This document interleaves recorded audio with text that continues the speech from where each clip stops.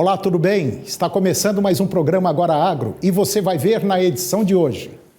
Suinocultura segue avançando em iniciativas que podem agregar valor à cadeia produtiva e ser mais sustentáveis. Balança comercial brasileira registrou superávit superior a 22 bilhões de dólares no primeiro semestre. Acordo de livre comércio entre o Mercosul e o Canadá tem potencial para aumentar em 7,8 bilhões de dólares a receita das exportações brasileiras. Planejamento na pecuária de corte é a que torna a pecuária lucrativa. Valores do suíno vivo iniciaram um movimento de recuperação em todas as praças produtoras. Confiança do consumidor no Brasil registrou um terceiro mês consecutivo de alta no mês de julho. O Agora Agro já está no ar.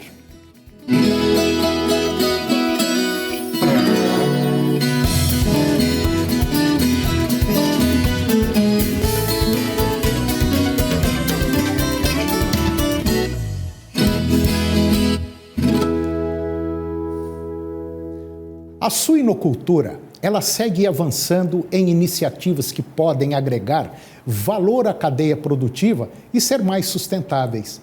Além da produção de carne, a suinocultura tem um alto potencial na geração de energia renovável e de biogás, agregando o aumento da rentabilidade, otimização da destinação dos resíduos e reduzindo o impacto ambiental.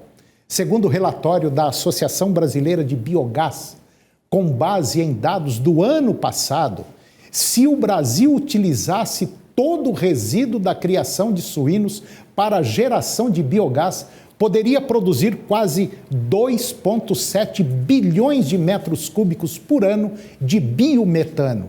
O biometano é um combustível oriundo da purificação do biogás e que poderia substituir, por exemplo, o diesel.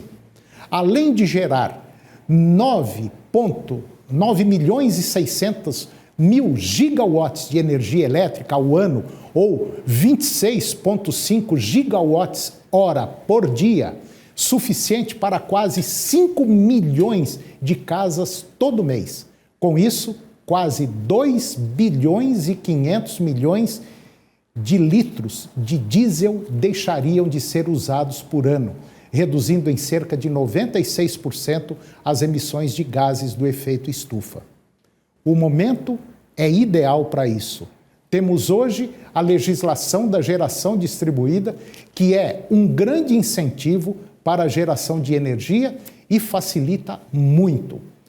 Um produtor de suíno que faça uma planta de biogás eficiente, além de ser uma indústria de produção de proteína animal, ele transforma isso numa indústria de energia e ele pode ter uma renda muito importante adicional com isso. A balança comercial brasileira registrou um superávit de 22,3 bilhões de dólares no primeiro semestre de 2020, com exportações de 101 bilhões de dólares e importações de 79 bilhões de dólares. As exportações do agronegócio apresentaram alta de 9,6%, alcançando 51 bilhões de dólares. Já as importações recuaram 10,2% no período, registrando 6,2 bilhões de dólares. O superávit do agronegócio foi de 45 bilhões de dólares. Os 5 principais grupos nas exportações do agronegócio brasileiro foram complexo soja, 23,9 bilhões de dólares, carnes com 8 bilhões de dólares, produtos florestais 5,6 bilhões e complexo sucro-alcooleiro com 3,6 bilhões de dólares, além do café com 2,5 bilhões de dólares. Esses 5 grupos representaram 85% das vendas externas setoriais brasileiras. Em relação aos destinos das exportações do agronegócio brasileiro, a liderança permanece com a China, com 20 bilhões de dólares, seguida pela União Europeia, 8,3 bilhões, Estados Unidos, 3 bilhões de dólares, Tailândia, 1,06 bilhão e Japão com 1,03 bilhão. A assinatura do Acordo de Livre Comércio entre o Mercosul e o Canadá tem potencial para aumentar em 7,8 bilhões de dólares a receita das exportações brasileiras de produtos agropecuários, segundo estudo da CNA. E, de acordo com a CNA, os resultados do documento mostram a relevância do acordo para o setor e vão subsidiar negociadores brasileiros com dados técnicos para ajudar na tomada de decisões e também na definição de posicionamento do país. Carnes, cereais, farinhas e preparações, frutas e o complexo soja são os setores do agro, segundo a CNA, que têm mais potencial de serem beneficiados com esse acordo. No caso das carnes, o aumento da receita pode chegar a 1 bilhão e 400 milhões de dólares por ano. Os cortes nobres e também de melhor qualidade tendem a ter melhor competitividade no mercado canadense. Segundo os estudos, os animais criados a pasto, menor percentual de gordura e sustentabilidade ambiental chamam a atenção do consumidor médio. No ano passado, o comércio de produtos agropecuários com o Canadá registrou movimentação de 628 milhões de dólares. As exportações brasileiras de carne de frango in natura, castanha de caju e milho tiveram alta de 21,3 milhões de dólares, segundo dados do Ministério da Economia. E depois do intervalo, nós vamos falar sobre planejamento na pecuária de corte. Valores do suíno vivo iniciaram um movimento de recuperação em todas as praças produtoras. Confiança do consumidor no Brasil registrou um terceiro mês consecutivo de alta no mês de julho. Nós voltamos já, é um minuto só.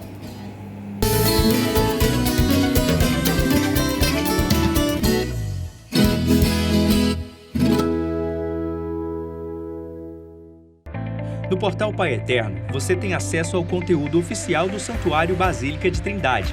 Confira notícias sobre a devoção ao Divino Pai Eterno, acenda uma vela da fé e muito mais. Acesse paieterno.com e faça parte desta família de amor.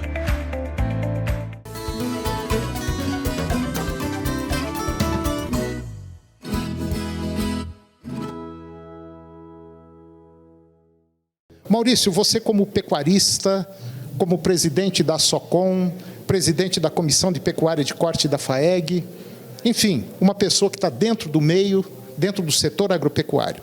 A pecuária é lucrativa ou não? Toninho, como todos os negócios do mundo, há quem esteja ganhando e há quem esteja empatando e há quem esteja perdendo. Esse aspecto da eficiência ou do entendimento do que está acontecendo com o negócio hoje é muito importante. Eu gostaria de aproveitar essa sua pergunta para provocar uma reflexão no nosso pecuarista, para que ele atente para a mudança radical de realidade que aconteceu na margem do negócio pecuário nos últimos anos, notadamente nos últimos 30 anos. Ela saiu de uma margem de quase 50%, onde, ainda que você fizesse tudo errado, você ganhava dinheiro, para uma circunstância atual, onde, mesmo você fazendo tudo certo, ainda pode perder dinheiro. Então, o que é que vai definir isso, Toninho? O que vai definir isso é antes de qualquer coisa, além daquele capricho que o nosso pecuarista gosta de ter no setor produtivo primário, ou seja, ele tem um gosto, um orgulho imenso de produzir bem animais de excelente qualidade, carne e leite com segurança alimentar dentro da porteira. E ele, às vezes, relaxa um pouco no aspecto da gestão. E ele precisa ser um gestor muito rigoroso e, além de ser um gestor rigoroso, ele precisa se utilizar das ferramentas que garantem a ele uma melhor margem em todos aqueles insumos que ele precisa comprar. E ele também precisa garantir margem nos produtos que ele precisa vender. E ele consegue garantir essa margem através do uso das ferramentas de mercado futuro, tanto para comprar quanto para vender. Então, ele precisa ser um profissional mais completo, e fazer pecuária hoje é infinitamente mais difícil do que foi há alguns anos atrás. Maurício, eu observo também que num universo de aproximadamente aí 1,5 milhão, 1.600.000 pecuaristas no Brasil, entre pequenos, médios e grandes, a gente observa que por volta de 8% a 10% desse universo de 1,5 milhão estão assim numa situação favorável. Quer dizer, numa pecuária que realmente está dando retorno, está dando dinheiro, talvez até mais do que uma lavoura de soja. Agora, os outros 90%, 85% estão numa situação meio delicada. Isso daí o que é? É falta de dinheiro, é falta de gestão, ou é a falta dos dois, de dinheiro e gestão? Ou é que ainda tem um ranço daquela pecuária de zona boa de conforto? Olha, tem muita gente ainda na zona de conforto. Essa porcentagem de 8%, 10%, são daqueles pecuaristas extremamente eficientes que têm uma margem maior. Mas a realidade da pecuária nacional hoje é que mais ou menos 60% consegue alguma lucratividade. Veja bem, alguma lucratividade. Não significa que estejam com folga, que estejam confortáveis, não é isso. Como eu disse para você, a cada dia que passa, as margens estão mais apertadas.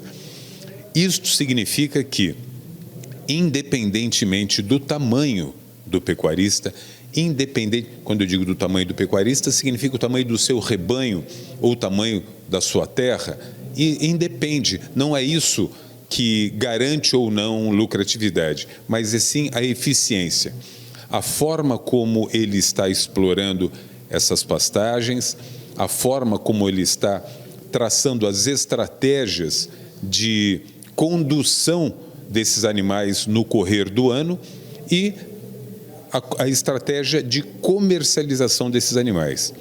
Eu gosto muito de dizer o que afirma e prova o Antônio Schacker, nosso mestre zootecnista Antônio Schacker, que todas as decisões de hoje, elas hão de servir para daqui a 1 ano, daqui a 2 anos na fazenda.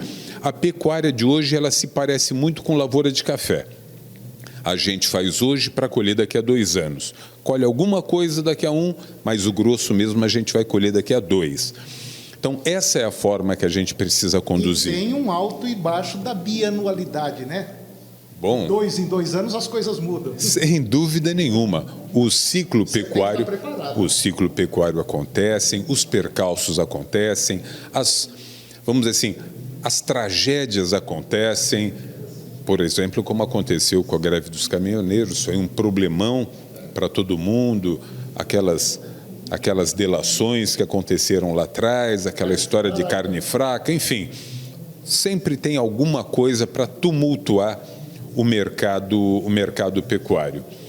Mas o que a gente não pode perder de vista hora nenhuma é que o alimento carne bovina, é um dos mais nobres que nós temos em todo o planeta.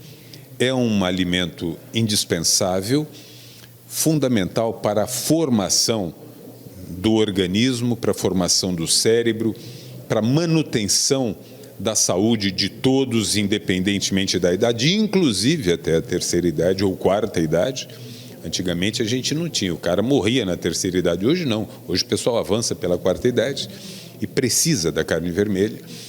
E o que é mais interessante, Toninho, é que o Brasil produz a carne bovina mais saudável de todo o planeta. Nós, brasileiros, produzimos a carne mais sustentável de todo o planeta, com o melhor bem-estar animal, com uma característica de boi verde, porque a nossa pecuária é a pasto. E pastagens que, comprovadas cientificamente, são pastagens que geram crédito de carbono. Essa história de dizer que o Brasil tem uma pecuária carbono neutro é conversa para boi dormir. Na verdade, nós não temos uma pecuária de carbono neutro, nós temos pastagem de carbono positivo. E eu passo a exigir este selo que está comprovado, validado por universidades do mundo, e isso precisa ser entendido pela nossa sociedade. Na sua visão, a pecuária é ou não é lucrativa hoje, mesmo diante desses problemas todos? A pecuária é lucrativa, é uma atividade nobre e apenas é necessário que o pecuarista ele passe a se utilizar de todas as ferramentas disponíveis para que ele, de fato, consiga esse resultado. O que é preciso que o pecuarista fique atento, Toninho, é que ele não caia no canto da sereia de que uma ferramenta vai ser a salvação da rentabilidade dele. Eu costumo dizer que o pecuarista ele tem que andar com uma caixa de ferramentas. Às vezes a gente vê algum detentor de alguma ferramenta, de alguma tecnologia, querer fazer parecer que a tecnologia dele, aquela vai salvar o pecuarista. Isto não existe. É importantíssimo que o pecuarista use as tecnologias disponíveis, mas sem esquecer dos fundamentos básicos.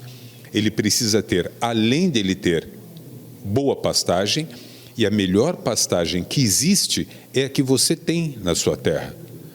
Não é a que alguém quer que você tire aquela para colocar outra. Primeiro aprenda a colher esta pastagem que você tem na sua fazenda. Alguns mestres de pastagem, quem sou eu, Toninho?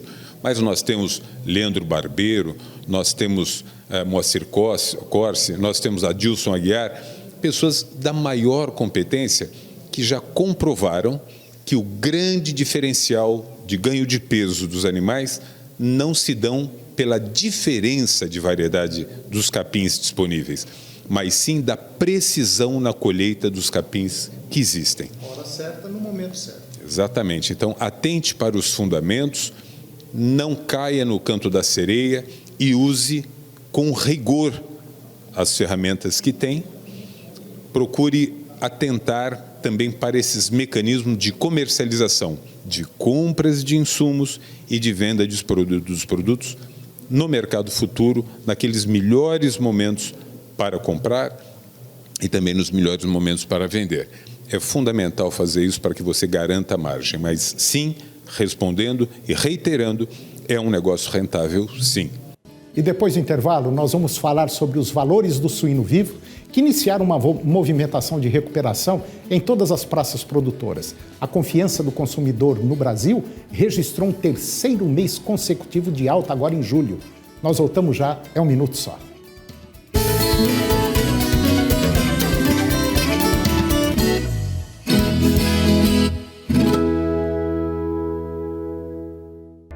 No portal Pai Eterno, você tem acesso ao conteúdo oficial do Santuário Basílica de Trindade. Confira notícias sobre a devoção ao Divino Pai Eterno, acenda uma vela da fé e muito mais. Acesse paieterno.com e faça parte desta família de amor.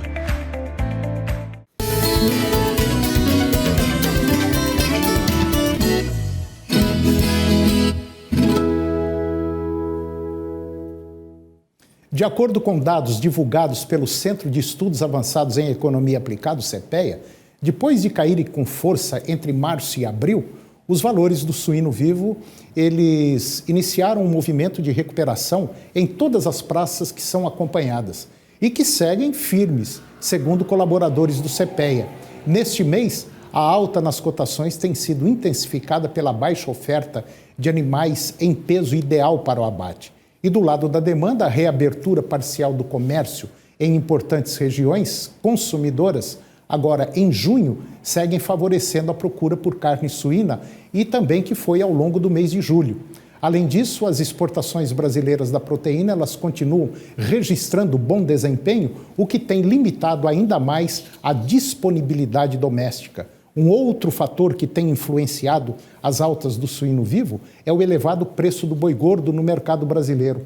Segundo pesquisadores do CEPEA, as cotações dos produtos suinícolas, assim, de modo geral, tendem a acompanhar as movimentações dos valores no mercado de bovinos. E diante disso, em algumas regiões, especialmente de Minas Gerais, os valores médios do suíno se aproximam dos patamares recordes reais da série do CPEA, que foi iniciada em 2002.